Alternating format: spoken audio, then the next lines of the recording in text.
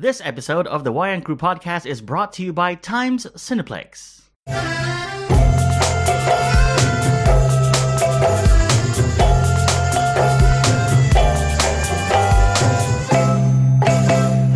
Hey there, welcome back everyone to yet another episode of the Wayang Crew podcast. This week we'll be giving you a review of Gemini Man, which has hit local Bruneian cinemas. But first, it's my co-host, it's Tibby. Yo, what's up? What's up? Nothing much. Had my first ever facial today Whoa. in my life. And how did that go? Not as painful as I thought it would be, I told you this last night. but it was still a bit painful. Okay. But you were man enough to... Yeah, just, fist up True. You're like, it's okay. and clinch. Did you say to yourself before you went in, I can do this? Yes. You got this. You got this. Got this. You got this. All right, up next, he's back after a very long hiatus. It's Zainal. What's up, bro? Yo, buddy. What's up? Good. I'm good. How's your Sunday? So far, it's good. We had one meeting. I did laundry. Overall, a very productive Sunday. Not bad. Yeah. I had work. I was at work for like 5 hours today. Man, And you're this making is me work. feel bad for having a good day. This is kind of like work also. This is kind of like work, but there's a fun element to this, Yes. which helps. Anyway, as I mentioned, today we'll be giving you a review of Gemini Man. We watched this movie last night, and I just have to say up top, wow. Anyway, Not the good kind. not the good kind. But let's get to the news this week. Let's start off with some trailers. There was a trailer that came out for a movie called The Turning, which is an upcoming horror movie starring Mackenzie Davis. She's going to be the new Terminator in Terminator Dark Fate. And Finn Wolfhard of, It Chapter 1 and 2 fame. He's in this movie as well. And Stranger Things, right? Yes, Stranger Things. This movie, the trailer looked really creepy. Not gonna watch it. No, Wait, Because you it's don't- so creepy. the creepiness factor. Yeah. It's like you don't want to watch it. Yeah. Like, But I've because TB has a quota horror movies of for horror you. movies for Horror movies. the year. yes. And you've reached I it. raised them all. What was the last one you watched? It Chapter 2. Each time, and you were freaked out. No, Yeah, that's enough keeping up for the year. it's whether or not he was creeped out. It's the quota. So that's been reached. It's like dinner. You have one. That's it. You don't have. Was it a good dinner? Oh, that's irrelevant. I had it. That's good. That's good. Yeah. So anyway, back to the movie. The Turning. Very very creepy. Apparently there are two orphan kids and they're living with like family, and then she's like the new nanny, and then there's this part of the house which is a big mansion that she's not supposed to go to, and she goes, and then there's all these creepy things that happens. I mean, TB, I know you're not a big fan of these kind of movies, but what did you think? It looked like it would be a good horror movie, but I don't know. I have been deceived before. You mean you thought it was gonna be good and then it was Yeah, bad? like It Chapter 2. Yeah. I mean, it wasn't bad, but it's not as good as I anticipated it would be. Yeah, I was looking forward to It's Chapter 2, and it wasn't as fun as I thought it would be. No, it was not. All right. Up next, we also got a trailer this week, the second trailer for a movie from Pixar, their next animated feature called Onward, which stars the vocal talents of Spider-Man and Star-Lord. Yeah, I'm looking forward to that Yes, one. this one I will watch. You will watch it. You don't have a quota for animation.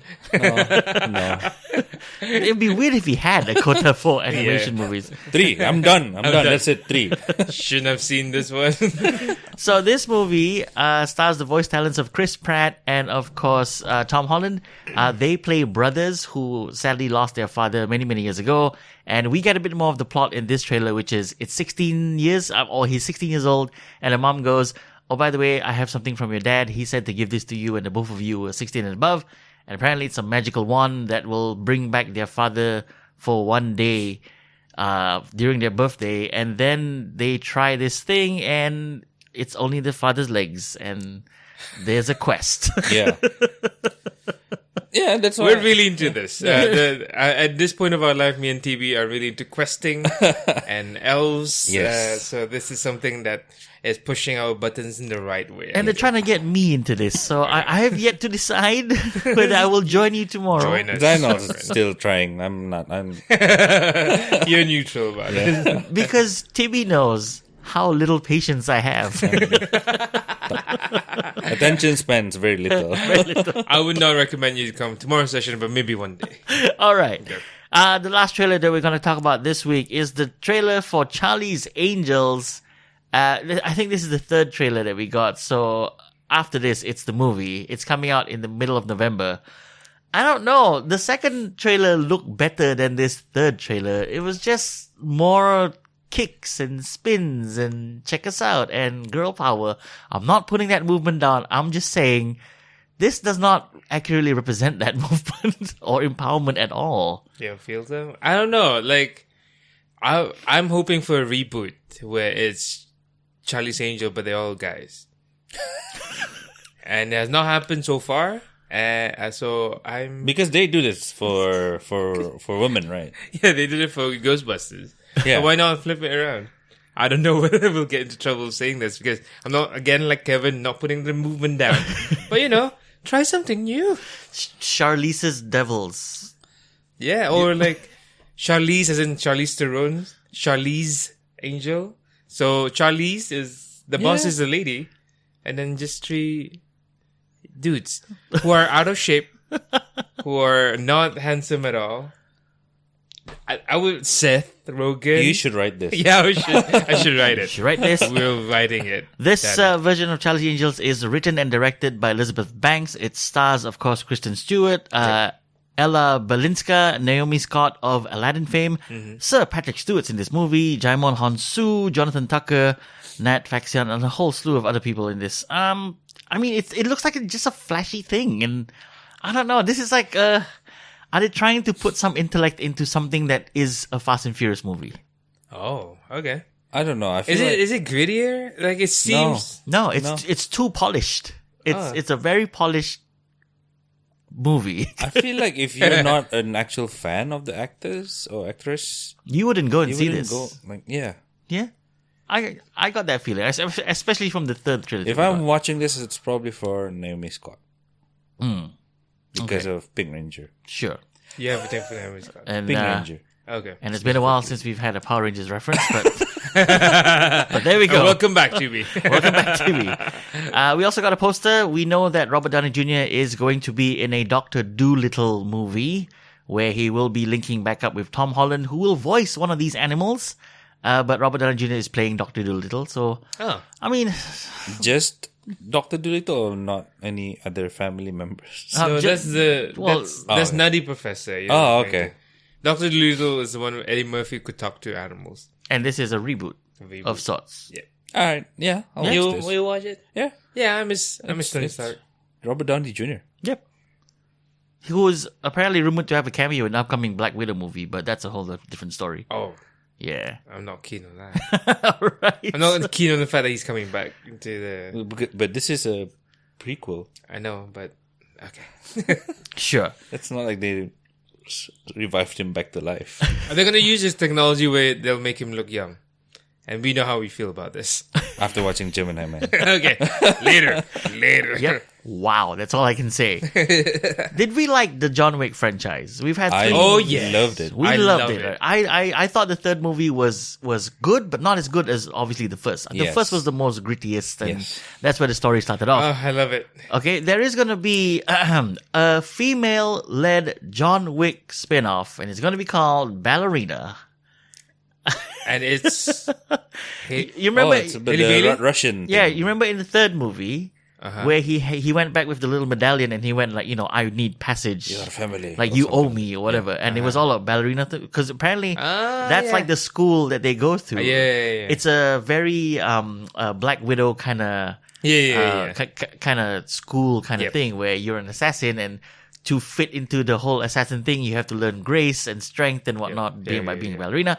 So this is a spin-off from the John Wick franchise. Nice. I like It's called Ballerina. Do we know who's in it? Do we need it? I kind of want it. I want it. I want more. John Wick I stuff. want more John Wick universe with the whole like assassins code, They've got their own underworld. Their own hotel. It's so good. Their own doctor.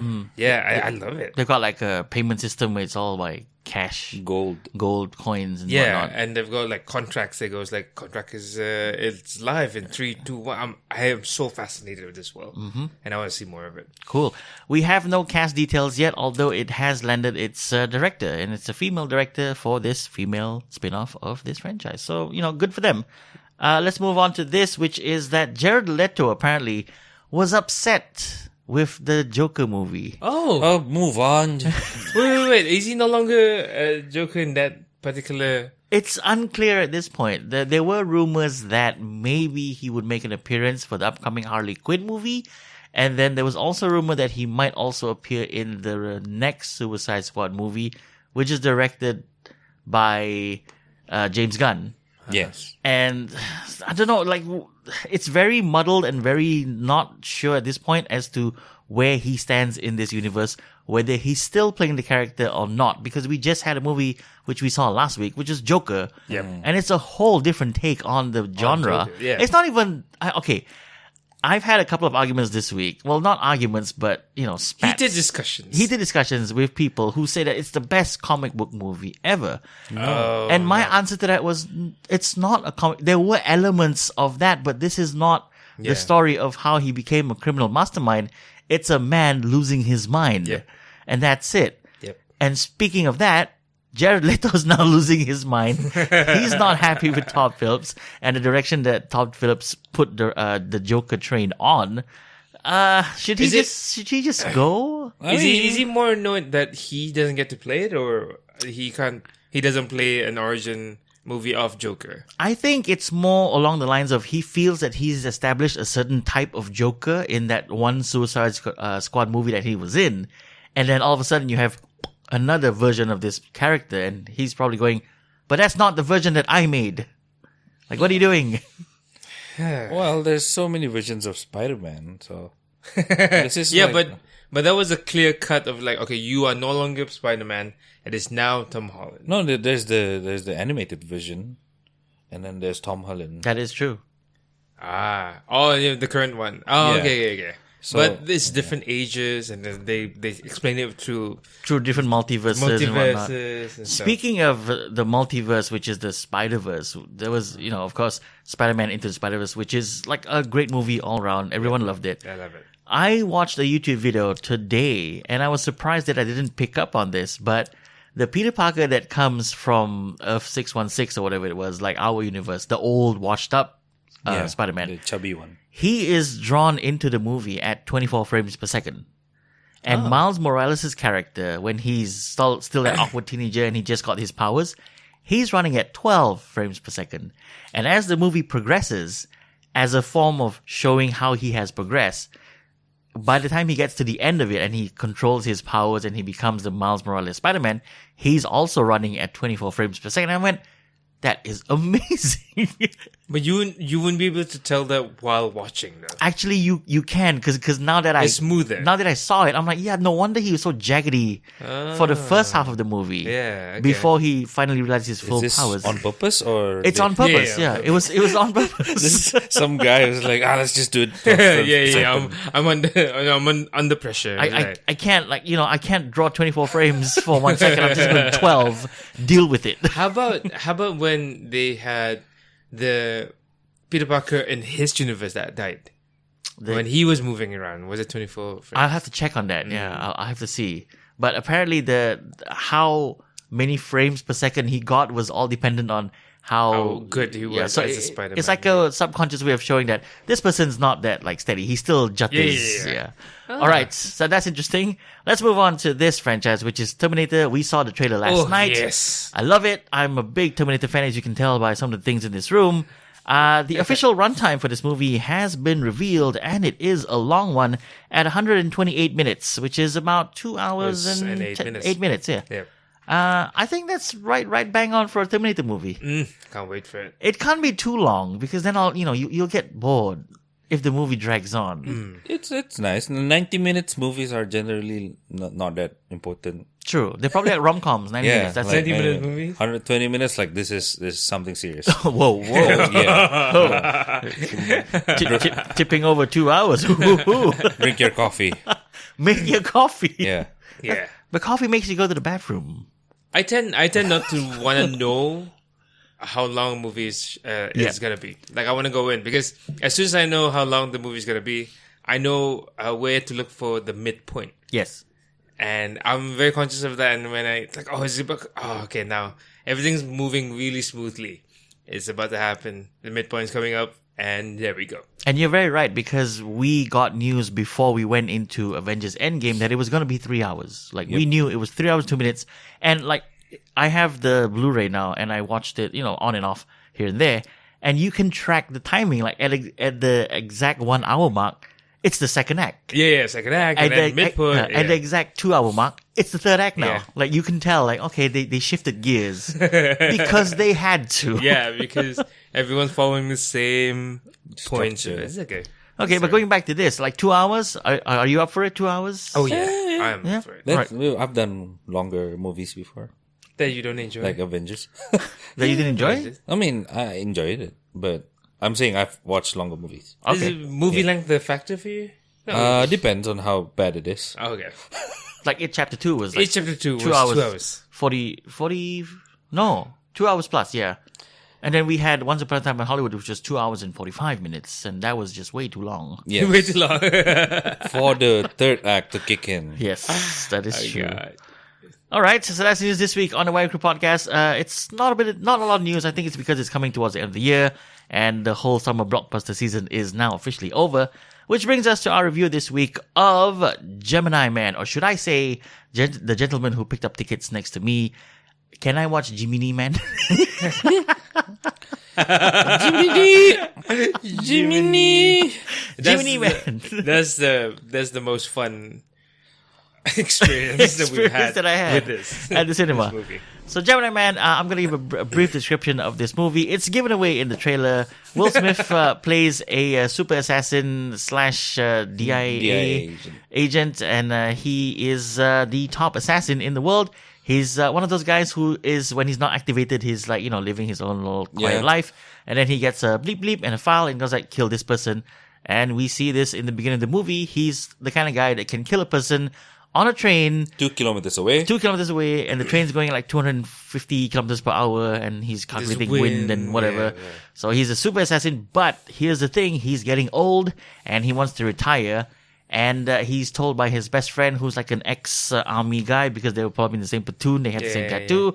He said, look, the guy you killed on that train was not a terrorist. He was actually a scientist working for our government, so why are you whacking off, people who work in the US? And he goes like, no, I was told that, he was a terrorist. And then that's when things work against him, where the DIA guys go, all right, we need to shut him down and eliminate him. He now knows. Tie up all the loose ends, and they send an assassin to kill him. And he very quickly realizes that the assassin is a younger version of himself. It's a clone. And it's the big bad evil guy played by Clive Owen, who made this clone. So that's the gist of the story. Yeah. I just realized if the friend didn't tell him anything about the guy he killed, there was no movie. Yeah. There's no movie. There's no like he could have just whatever. Yeah. I'll just live the rest of my life. Yeah, I'm retired anyways. Yeah. But because he knows, There's no reason he was not a threat. That's true. Yeah. As long as he didn't dig or poke and prod, he would have led a pretty normal retirement. yeah, as normal as an assassin could be. Okay. So, let's go through this small panel that we have today. Tibby, what did you think of Gemini Man? It's awful. I can't. This is the first time in a long time I said I want to get out of this movie cinema. That's true. I could hear you sighing in the cinema. And tossing and turning and going like, Because it was excruciating. it was excruciating. For the dialogue, it was just so poorly written and Corny. Some of the acting was horrible as well. Like, I don't know why they couldn't get like the Russian guy. Yeah, in that sauna. Yeah, he looks like you pointed out yesterday, was that he's looking down to see the script. Yep. And then looking back up to Will Smith did the same thing. He was talking with his friend, which was shorter than him, but he was looking up. Like, because his eyeline was up, right? Yeah. I don't know. I don't understand that. You want to talk about like the how it was shot first? Oh yeah, I whole, mean, like- yeah, because you had like a huge problem with this, which This looks is like a 90s drama. No. The fact that the different frames for what was that? okay. So this movie is intended to be a breakthrough in cinema technology because Ang Lee thought it would be a good idea to shoot this movie in 120 frames per second. Now, just for context, movies as we know it for the last, I don't know, maybe 60 years or maybe more than that, have all come out at 24 frames per second because they rely on this frame rate for something that they call motion blurring to give that effect of moving. And 24 frames is the sweet spot. What we got on TV nowadays is about 60 frames, which is why it looks like it's TV. Yeah. Because it's too smooth. And then we have this technology that is in all of our TVs now, which is CFI. Like, I think it's something frame interpolation, where they add like a frame in between. And that's how you get that soap opera smooth, like smoother than real life movement kind of thing. Because even your eyes, when you put your hand in front of your face and move it, like I just tried it and I just tried to hit the mic. there's that blur, which is a motion blur, and that's how you see life, and that's why cinema has always been 24 frames. Now, Peter Jackson, when he came up with The Hobbit a couple of years ago, he tried to release it in 48 frames per second. Double the normal. Double of the norm, and it wasn't very well received. Like, we don't like this. It looks like it looks TV, like a soap opera. too smooth. Like, you know, it's like a TV novella, like a Spanish soap opera thing. And here we have Ang Lee, who is experimenting at this point with 120 frames because I think it's more intended for 3D. Because he kept saying in the press junkets, if you watch it in 3D and we're going to show it at 120 frames per second, it's like you're there. Yeah, but will it still be the same script though if we watch it? Because the problem, Ang, wasn't how fast and whether it was there or not. Because if it felt like you were there, we would want to leave the movie. Like, I don't want to be sitting next to Will Smith right now, because there are times where they made it into POV. Yeah, during the chase and some of the fights, and it becomes like a feeling of the POV. But this is what I don't get to some of the writing and some of the action scenes in some of the movies, is that they put you in a POV situation, and then instead of being consistent with one person, it's a couple of persons POV. So it's like you're there. Like, no, I'm not gonna fall for the fact like, I am now Will Smith character. And now I am the Russian guy's character looking at because Will Smith. these actors look into the camera. Yeah, they look at, this is so weird. Like, wait, are they? No, when I first saw Will Smith looking straight in the camera, I was like, wait, that's a rookie mistake. And then I see, oh no, that's the whole movie. Yeah, all the actors do it. They all look into the camera. Oh. And I think that was the intention from the get-go, which was, to put the technology in front of everything else. And I think that's where we saw the problem, which was the script writing and the dialogue. The dialogue, the exposition of just like, I'm retired. But why though? Well, I've told you many times. And like, oh my God. There was some scenes which were like climbing up to a climax and just ended up the next scene of a car drive to somewhere. Some cuts. Some cuts were awful. Some of the dialogue were exposition heavy, like in the middle. I don't get the whole concept of just that one part where they were at the catacombs downstairs. Yep. When older Will Smith was telling younger Will Smith that we are the same, because do you not feel these XYZ same thing that I experienced? Yeah. That was so painful. I feel like, enough! Younger Will Smith, kick him in the butt. Come on, fight. I felt so uncomfortable with how bad the writing was. And it was so bad that there were cues in that movie where I would turn to you and go like, yeah, it's this. because it was, you could call it, Yeah. 5 minutes away.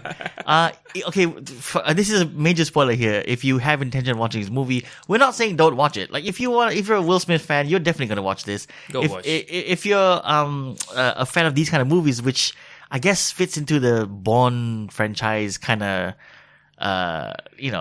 type of movie, you're gonna watch it because it's kind of like a spy runaway / sci-fi a little bit kind of thing. Yeah. You are gonna watch it, but there's this one bit in the movie where younger Will Smith now has partnered up with older Will Smith and is protecting him, and then we see this other person in like a mask and Being sent to Clive Owen's character. Superhuman. Yeah. Clive Owen's character just does a hand gesture and he's on the attack. He's on full mode ninja mode. Yeah. And I just turned this out. That's Will Smith 3.0 right there. That's the third one. That was the third one. And then after 7 minutes, he takes off the helmet, and voila. And we're like, called it. But it was so bad. And the writing is so bad. Like you said, they put this technology ahead of The writing. And I discovered that there were a couple of writers being credited. like 7 or 8. 8 writers being credited. There's for the too many script. chefs in the kitchen. Yeah. And what's crazy is that some of these writers have not worked on this genre ever before. Yep. There's like a guy who wrote comedies. There's another guy who writes animation. animations. Yep. Kids movies, basically. There's the guy who writes, famous for writing Game of Thrones. Yep. David. I don't remember his name. I can't remember. And he's also famous for writing Game of Thrones the last season. So he's attached to this. Wait, this is the guy that's moved on to write Star Wars now, Yes. right? Oh, dear. So a bunch of them who have never written what is essentially could have been a cool sci-fi espionage. Genre. Yeah. Yep. And it's just like one guy who writes comedy, the other guy who writes. None of them does action, except Ang Lee, who's kind of like, yeah, you guys remember Crouching Tiger, Hidden Dragon, right? I did that. It's okay. Trust me. No, Ang. No. Wow. Okay. What was the last good Will Smith movie? Last good Will Smith movie. Wow. I Am Legend. That's the Aladdin? Yeah, okay, fine. Okay, fine. Aladdin. Okay, Aladdin is something that is okay. Yeah. Okay. It's not bad, but fine. This is just, I don't know. There's one where he was with the sun after Earth. Yeah. That was bad. That was bad. That was but very I think bad. this is worse. This is worse. This is worse. This is worse. Okay. All right. Let's talk about the technology, the de-aging technology. Didn't work. Well, it's not de-aging per se. It's more of like this younger Will Smith, as they've been saying in all the press junkets, is the first ever 100% CG character on screen. Meaning that it's not Will Smith and they're painting his face and tightening up the face, like what they do for the Marvel movies. It's Will Smith in a room in like a leotard suit with dots on his face and a camera looking at him, and they're measuring all the points that move on his face as he says these lines and his eyes, and then they map it onto a digital person. So he's actually moving and playing the younger Will Smith just through a computer. And then they take like old stuff from Fresh Prince of Bel-Air Yep. to like have Like a reference, Template, like a template, reference, okay. like this is how he would look 20 years ago during Fresh Prince of Bel-Air. And I brought this up last night because there's this one scene where young Will Smith is crying, and I looked at the face and I'm like, that's the same face that we got in that episode of Fresh Prince of Bel-Air where he's crying to his Uncle Phil. Yeah. It's And about I'm the like, dad it's scene. like, that is the exact same face, down to like the watery eyes and Yeah, whatnot. yeah. I don't know if In the dark, convincing. it looks convincing Convincing. and like high speed and kind of like during the action stuff, like, ooh, yeah, it does. And then there was the last one especially The college. in the college scene where it's just broad daylight, they're walking next to each other, and I remember thinking, just end it, please, just end this atrociousness. This is so painful. Why are you guys dragging it out? And then they have a dialogue, they're trying to be chummy with each other kind of thing. I'm like, no, this is so painful. It's so That was in like Weird. full daylight, like in the sun kind of thing. And that's when the face of younger Will Smith Looks like it's melting. broke down. Like it just broke down. Like it's melting. like what happened? Like it just ended. Like the convincingness of that we got throughout the whole movie. Even, come on, there were even scenes where there was like a flame off camera. Yeah. And his face, had like the reflections of that fire. And there was even that scene where older Will Smith points a gun at his face and there's a flashlight on his face, and you still go, that's Will Smith. That's really good. And there was in the same scene minutes after. Yep. That they were tussling with each other and then face to face next to each other. Yep. And I was like, okay, that's good. That's nice. Yeah. So you got the older Will Smith and youngest Will Smith next to each other. Some of these action scenes, now that I'm pointing it out, don't make sense. You've seen that 3 or 4 times. There's a sudden slow motion. I'm like, why is For no reason. For no reason. Because it's a Chinese directed thing. I mean, John Woo has affected, I guess, Ang Lee. Yeah, but it was coming at the wrong... No, the wrong bits. At the weirdest... Is something gonna happen? No, it's just like them throwing each other onto the ground, which is not like a high emotional tension part. I don't know, man. This is such a horrible movie. I feel like they should use more younger directors nowadays, because most of the like old school, like they used to be great. The movies that they've been churning out right now is like, What are you doing? yeah. Like Are you still you're holding ruining on your to own name. Like, I mean, if you say directors like Ridley Scott, Yeah. with the Alien franchise, like give it up, like pass it on to someone else to do another Alien movie. Yeah. Like your time is done. Yeah. Just Move be a to producer. producing. Yeah, Go exactly. to producing. Produce it. Go. Which is what James Cameron is doing yeah. now. Yeah. He's producing. He's giving it to Tim Miller, which I think will good do a move, good job yeah. because he brought us Deadpool. Yep. Okay. Let's talk about the one scene or sequence in this movie that I thought was okay. The bike scene. The bike chase. The bike scene. chasing scene. Which was out on the trailer. Yes. Yes.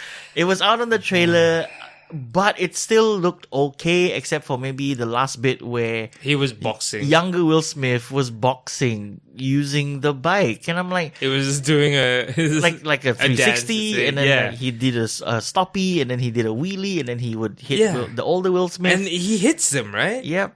And like if you get hit by a bike at this is a heavy bike. Yeah. And he seems okay. Yeah. I mean, he's the best assassin in the world, so... Yeah, but doesn't mean oh man. Oh, There were God. certain parts of that scene where the physics look wrong. Like, you can't spin that quick and you can't bounce that. Never mind. Doesn't matter. I'm just being nitpicky. Let's finish off this review and do our ratings. Let's start off with Tibi. What do you give Gemini Man? 2 Will Smith. 2 Will Smiths out of 10. 10. That is the lowest score that we've ever gotten. Besides Transformers 5. Zainal. I'll give it two Geminis out of 10. 2 Geminis out of 10. Oh, that's also really bad. I'm going to give this movie slightly higher, 3.5. But that's not saying a lot. It's 3.5 bad. motorbikes out of 10. This is I honestly don't know what happened with this movie. I mean, if a script had been bouncing around Hollywood for the last 20 years, and this script has. I mean, it's been passed on to so many different potential directors, and there were different A-listers who came on and said, no, I want to make this movie.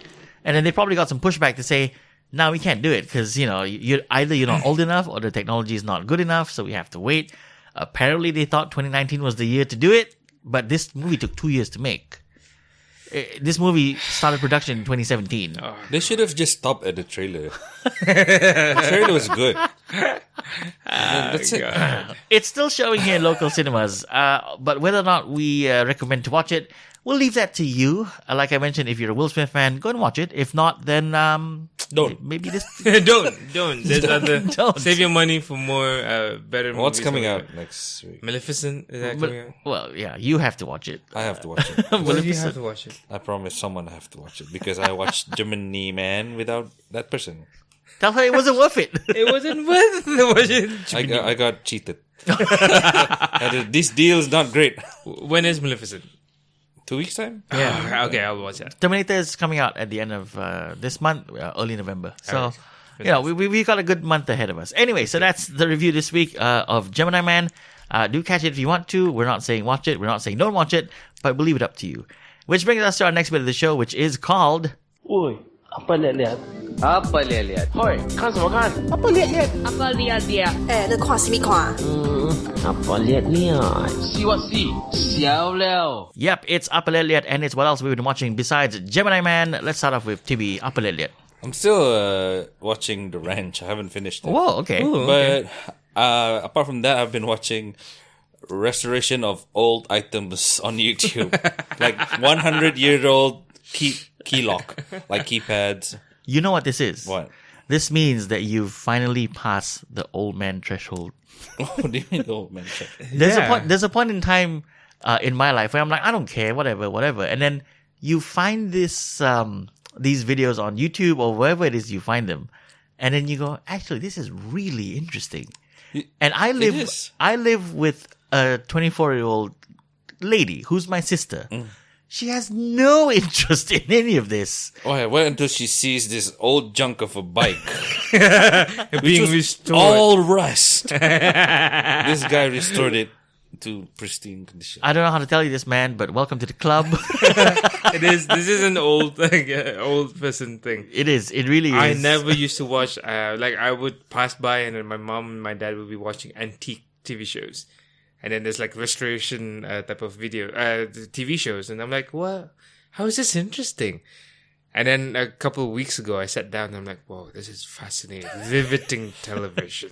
Once you're in your 30s, as a guy, when you start to want to watch these kind of things, you know. You know, it's time. I'm getting there. I also watched this guy who collects old military rations from 80 years ago. Oh, yeah. And then he opens and tries them. it. If it looks like it's edible, he tries them. Oh. He'll eat it and then he'll say like, yeah, Ugh. this is good. This still holds up 40 years after. Like, Yeah. That's great. What? This one, ugh. And then there's some like, ugh. Oh, it's riveting. Ugh. Ugh. And then all the comments are like, yeah, because it's 80 years old. From World War One. Yeah. Really? Yeah. All right. Share the okay. channel with me. Zainal, apa liat? I had unlimited internet last week when I was in Singapore, when I was staying up in the hotel, and I managed to binge quite a few of Netflix series, including Archer. Oh. Which is Archer's- I didn't think I would be such a good big fan of it, and then I binged 9 seasons. Oh, you started season 1. Wow. Personally, I'm a big fan of Archer, but I think that it lost its way like at season 6 or 5 When or 6. he went into coma. Yes. Was that it? No, it was the season after he became a pirate. Oh yeah, okay. And then okay. after that, it was like, okay, what is going on now? Yeah, now yeah, it's like yeah. it's a 1920s thing, and then Yep. now it's a future thing. I'm like, Yep, okay, fine. yep. You're theming up Yeah, the yeah, seasons. yeah. I get it, but it's not in the continuity anymore. No, not anymore. So Ah, it just okay. becomes and then now It's a space thing now. space thing. His mother is like a bionic light thing. Yep. I saw that. I was like, I can't watch this. You can't? No? Then you don't mind me spoiling at the end? Like, go ahead. Like, I'm fine. The final episode, like the final 30 seconds, he wakes up from coma. So it's all in his head. Yeah. Okay, And cool. now I'm okay with that because now moving forward, it'll be back to where he's supposed to be. So This is Archer. Archer. I tried watching it. One episode I can't. The first episode. Yeah. That was like the best episode. I don't know. There's like shock therapy. There's I don't something. know. There's something about me that cannot watch a cartoon that's made for Human. adult. Okay. Matter what? Like you can't watch an animation which is adult themed. Yeah. Oh, okay. Like, okay. The worst I could only watch is like Futurama. Oh, that is still like PG stuff. Yeah, Like, that's because it's not right now. And then they don't look like human. They're like what? Yeah. color they are. Aliens and stuff. Yeah. But if it's too humans, too much of a human thing, Because it's cartoon. It's made for kids. supposed to be. Yeah, and it's like there's something wrong with this. well, that's in your mind. Yeah, it's in my head. It's in my head. So I- it's me. I love Archer. I'm like the Yeah. first 5 seasons for me was solid. and then it dropped down. And it really shows, some of the episodes show that the creators and the writers really do work at the scripts, because there's that season where he becomes a pirate and it's Malaysian pirates. And then they come in and they speak Malay. Yeah. Yeah. That was good. Saya Raja Ladon. That's Malay. Yeah. That's fun. That's fun. So it's really fun. What else did you manage to catch? Another animation, Disenchantment. Nuts. It's Matt Groening. Matt Groening, yeah. Yeah. So the guy who wrote Simpsons and Futurama, who created them, he had a one season with Netflix, Disenchanted, and it's like a Simpsons character-looking people. In medieval. Medieval. There's elves. Enchanted. There's magic. Be interested in watching that. It's adult theme. But they don't look like humans. Yeah, they do. Well, they look like the Simpsons. like Simpsons. Yeah. the So Simpsons. that's okay. Okay. They're yellow. Yeah. So the season 2 dropped, and I binge watched that as well. Wow. Yeah. Okay. You went through a lot. Yeah, and then because I was there, I was in Singapore for a taping, but they didn't need us on set Every day. a lot of the time, and we were filming in the hotel that we were staying. So it's just downstairs. Yeah, so I was like, how long to my next 4 hours? All right, I'm gonna go to my room and then binge a couple more episodes. You know that you could just download it to your phone. And be on set while doing that. I'll just Whereas watch it my room anyway. is up But there. he's always at 3%. That you are 3% Zainal. That is true. Yeah. Okay. All right. Yeah. I have not checked out very much this week. It's been a busy week for me, and for the foreseeable couple of weeks ahead. But I have been putting in the background and watching whenever I have some free time. I just put on past episodes of The Big Bang Theory. Oh. And I'm on like season 4 now, and I'm like, this show is actually really good. But the problem that I have now is that, you know how when you watch something for the first pass and you're like, okay, that's funny. When you watch it all the way from the beginning again, you start to pick up things. I'm like, oh man, that is so racially insensitive, or that is something that should never ever be said on TV. And you're like, whoa, because the whole Me Too movement happened. And also, how long ago was episode 1? That was like, I think it was like 2008 or 2000. Yeah, it was a some long stuff time don't ago. date well. Like if you watch, I have a habit of watching like old Friends and old Jerry Seinfeld. Yeah. Seinfeld. I know, like, whoa, this will not pass today. It will not fly at all today. All Community episodes. Like, There would be backlash. Oh yeah. And all their Twitter feeds would get scrutinized Yep, from like 10 yep. years ago. Anyway, so that's what we've been watching on the Wayang Crew podcast. I'm not sure what we're doing next week, but we will try to have an episode for you guys. Although we do have a big show that is happening this Friday on the 18th of October at Peak Performance Siren Berhad, where we usually have our shows. It's not our show. We are being contracted by another company, and we're working for them essentially. But some of us will be performing, Zainal, TB, and I'll be on stage as well. But we'll see you on the next episode of the podcast. Thanks so much for listening. I'd like to thank my co-hosts, TB and Zainal. Thanks for having us. Yeah, we'll see you on the next one. Bye.